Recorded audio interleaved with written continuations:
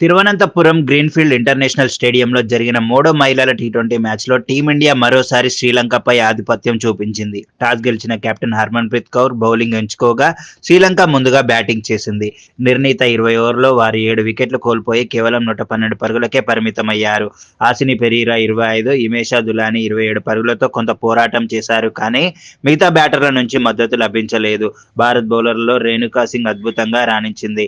4 ఓవర్లలో 21 పరుగులిచ్చి 4 వికెట్లు తీసింది.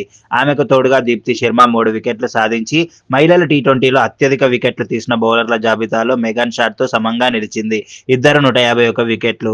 ఇక 113 పరుగుల స్వల్ప లక్ష్యాన్ని ఛేదించిన భారత్ ఓపెనర్లు షెఫాలి వర్మ విధ్వంసకర ఇన్నింగ్స్ ఆడింది. కేవలం 42 బంతుల్లో 11 ఫోర్లు, 3 సిక్సర్లతో 79 పరుగులు చేసి అజేయంగా నిలిచింది. స్మృతి మందాన 1, జమీమా రోడ్రిగ్స్ 9 పరుగులతో అవుటైనా షెఫాలి సునాయాసంగా జట్టును గెలుపు తీరానికి చేర్చింది. చివర్లో కెప్టెన్ హర్మన్‌ప్రీత్ కౌర్ 21 పరుగులతో అజేయంగా నిలిచింది. భారత్ 13.2 ఓవర్లలోనే 2 వికెట్లు కోల్పోయి 115 పరుగులు చేసి 40 బంతులు మిగిలి ఉండగానే 8 వికెట్ల తేడాతో ఘన విజయం సాధించింది. ఈ విజయంతో టీమిండియా 5 మ్యాచ్ల సిరీస్ను 3-0తో కైవసం చేసుకుంది. Shefali Varma match best award అందుకుంది. రేణుకా, దీప్తి, షెఫాలీల అద్భుత ప్రదర్శనలతో భారత్ మహిళల జట్టు మరింత బలోపేతం అవుతుంది. సిరీస్లో మిగిలిన 2 మ్యాచ్లు కూడా తిరువనంతపురంలోనే జరగనున్నాయి.